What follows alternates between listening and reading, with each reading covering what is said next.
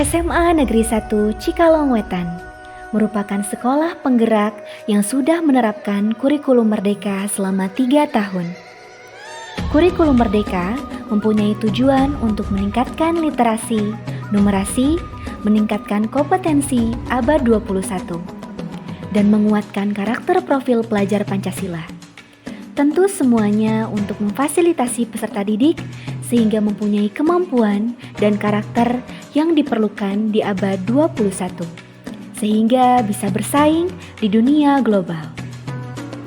Untuk menghadapi ini, maka pembelajaran guru tidak boleh lagi mengajar siswa secara konvensional, tetapi harus menerapkan pembelajaran paradigma baru yang berfokus pada siswa dan memfasilitasi keberagaman dan kebutuhan siswa.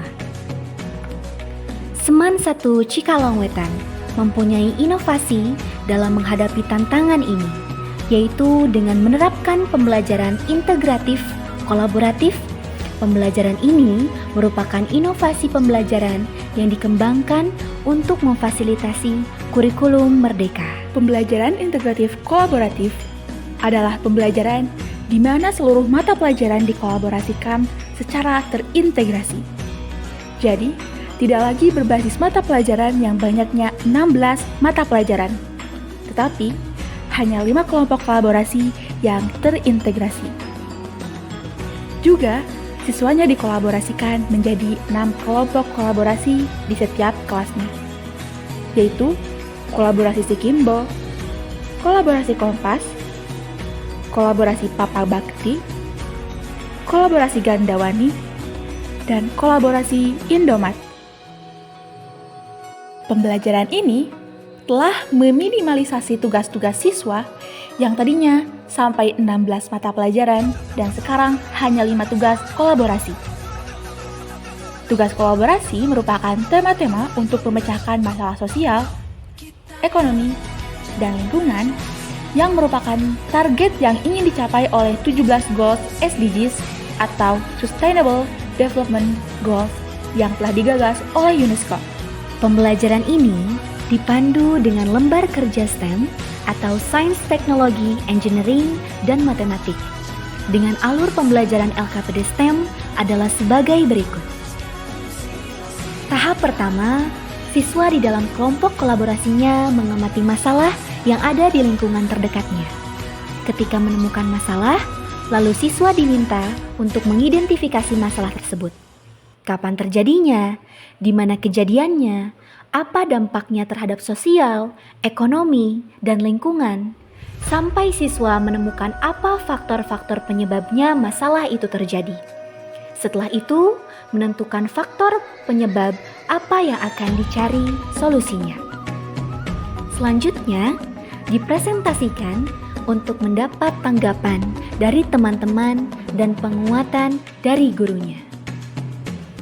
Setelah siswa memilih faktor penyebab yang akan dicari solusinya, siswa di dalam kelompoknya diminta untuk mengeksplorasi untuk memecahkan masalah di atas. Apakah ada masalah yang sama dengan masalah yang akan dicari solusinya, dan bagaimana penyelesaiannya? Setelah itu, siswa diminta untuk mendiskusikan hasil eksplorasinya, dan seluruh siswa diminta aktif dalam mengemukakan temuannya untuk mengemukakan ide-ide solusinya. Selanjutnya, ide tersebut dianalisis sampai menemukan satu ide yang akan dipecahkan sebagai solusi.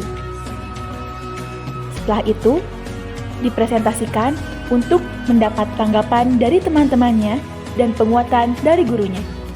Ide ini selanjutnya dibawa ke LKPD 3, di mana ide yang akan dijadikan solusi dibuat desain rencana penyelesaian masalahnya.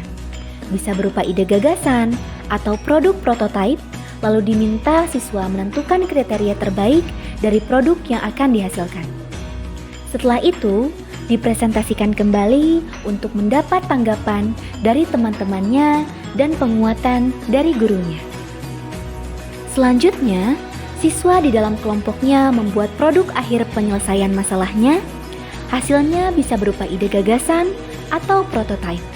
Setelah jadi, dibandingkan dengan kriteria yang telah ditentukan.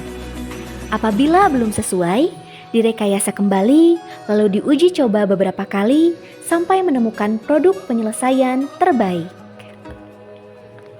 Produk terbaik inilah yang nantinya dipresentasikan sebagai produk akhir penyelesaian masalah. Kegiatan pembelajaran inilah yang dilakukan setiap harinya siswa kelas 10 di SMA Negeri 1 Cikalongwetan. Jika pembelajaran ini terus-menerus dilakukan di dalam kolaborasi siswa secara masif oleh 5 kelompok kolaborasi, pasti sedikit demi sedikit kemampuan literasi, numerasi siswa pun meningkat. Kemampuan berpikir kritis dan kemampuan memecahkan masalah pun meningkat.